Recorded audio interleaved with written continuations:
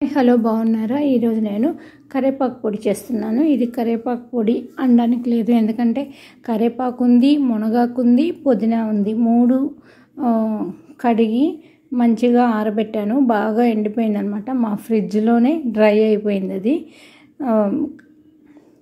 ఇప్పుడు నేను ఈ మూడు కలిపి పొడి చేస్తున్నాను అనమాట. మెంతులు వేశాను, జీలకర్ర వేశాను, మిరియాలు వేశాను.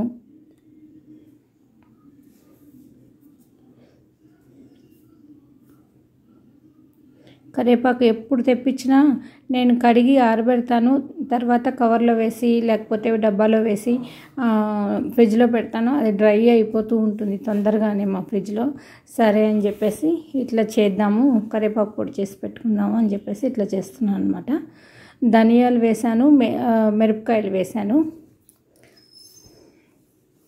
దీనికి ఎండుమిర్చి కొంచెం వేసుకొని మిరియాల క్వాంటిటీ ఎక్కువ వేయాలన్నమాట.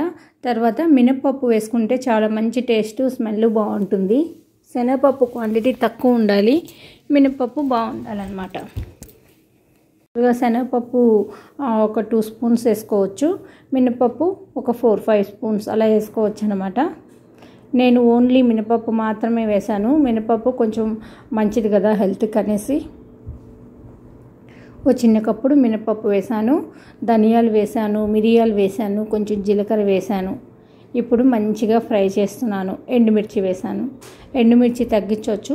నేను కొంచెం పుదీనా, కరివేపాకు, మునగాకు 3 ఆకులు ఉన్నాయి కాబట్టి కొంచెం ఒకరో పడుతుంది కారం అనేసి నేను కొంచెం మిర్చి ఎక్కువ వేసాను అన్నమాట. అంటే కరివేపాకు పొడి మనం ఇడ్లీలోకి, దోశల్లోకి, అన్నంలోకి కలుపుకుంటాం కదా, అప్పుడు కొంచెం కారం మంచిగా ఉంటుంది నంచుకోవడానికి అనేసి. అట్లా కొంచెం కారం ఉంటేనే బాగుంటుంది కదా అనేసి ఎక్కువ వేసాను. మంచిగా ఫ్రై చేసేసుకుంటున్నాను. కారపొడి అంటారు కదా, కరివేపాకు పొడి ఇడ్లీలోకి, దోశల్లోకి, అన్నంలోకి అన్నిట్లోకి బాగుంటుందన్నమాట. అందులో దీంట్లో పుదీనా ఫ్లేవర్ ఉంది కాబట్టి ఇంకా చాలా బాగుంది.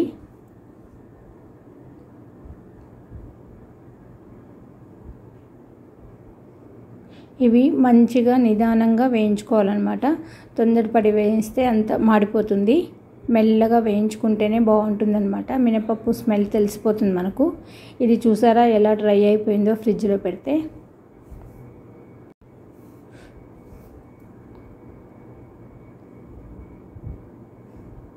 మంచిగా ఇది కూడా చేసి మిక్స్ చేసేసి మంచిగా వేయించేస్తున్నాను అనమాట ఒకటేసారి. ఆల్రెడీ ఇది బాగా ఎండిపోయింది కాబట్టి ఇట్లా అంటే మనకు ఫ్రై చేత్తో ఇలా నలిపితే ముక్కలైపోయేటట్టు అలా ఉంది. నేను మళ్ళీ కొంచెం ఇట్లా వేయించేసుకుంటే బాగుంటుంది కదా అని వేయించేస్తున్నాను అనమాట.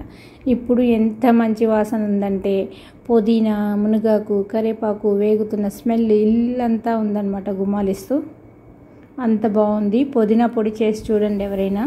పుదీనా డ్రై అయిన తర్వాత ఇలా నలిపితే చాలా మంచి స్మెల్ వస్తుందన్నమాట. కరివేపాకు పొడే కాదు, పుదీనా పొడి కూడా చేసుకుంటే చాలా బాగుంటుందన్నమాట. నేను విడివిడిగా కొంచెం కొంచెం ఏం చేస్తామని 3 కలిపి చేసేస్తున్నాను.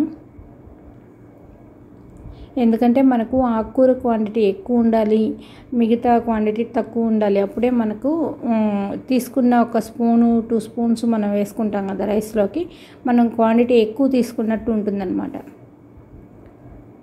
మనం 2 స్పూన్లు వేసి అన్నంలో కలుపుకున్నాం అనుకో, అప్పుడు ఒక పిడికెడు కరివేపాకు తిన్న ఫీలింగ్ ఉండాలి. అది అందుకని అనమాట. ఎక్కువ ఆకు వేసాను, పప్పులు తక్కువ వేసాను అనమాట. ఆ ఫ్లేవర్ మనకు మంచిది కదా, డైలీ 1 స్పూన్ అన్న తింటే. అందుకని చూసారా మంచిగా వేగుతుంది, వేగిపోయింది. ఇంకా డిష్ అవుట్ చేసేసుకొని చల్లారాక మనం మిక్సీ పట్టుకోవాలన్నమాట. చల్లారిపోయింది. కరివేపాకు కానీ పుదీనా కానీ ఇలా అంటే చూడండి క్రిస్పీగా అయిపోయింది. అంటే ఆల్రెడీ డ్రై అయింది కదా, ఇంకొంచెం మనం వేయించేటప్పటికి. చూసారా నేను నలిపితే అలా పొడి పొడి అయిపోతుంది. ఇంకా నిమిషంలో అయిపోతుంది అనమాట. మిక్సీ వేయడం చాలా ఈజీ ఇప్పుడు. అందుకని ఫస్ట్ యాక్చువల్గా నేను కరివేపాకు ఎప్పుడు తెచ్చినా కరివేపాకు కానీ కొత్తిమీర కానీ పుదీనా కానీ కడిగి ఆరబెట్టేస్తాను. బాగా ఆరిన తర్వాత కవర్లో కానీ బాక్సెస్లో కానీ వేసి ఫ్రిడ్జ్లో పెడతాను అనమాట. ఎప్పుడు కావాలంటే అప్పుడు డైరెక్ట్ యూస్ చేసుకోవచ్చు కదా అని. ఎందుకంటే ఇప్పుడు మనం ముందు ఫ్రిడ్జ్లో పెట్టేసాం అనుకోండి, అది డ్రై అయిన తర్వాత మనం కడగడానికి అంత బాగుండదు. అందుకని మంచిగా వాష్ చేసేసుకొని మనం ఆరబెట్టేసుకొని ఫ్రిడ్జ్లో పెట్టేసుకుంటే డ్రై అయినా పర్వాలేదు, ఇలా పొడి చేసేసుకోవచ్చు, పొళ్ళు చేసుకోవచ్చు అనమాట. అలా పొడి అయినా మనం మిక్స్ చేసేసుకోవచ్చు ఎప్పటికప్పుడు అనేసి. చూసారా, మిక్సీ చేస్తాను ఎంత మెత్తగా పొడి అయిపోయిందో చూసారా. స్మెల్ అయితే అదిరిపోతుంది.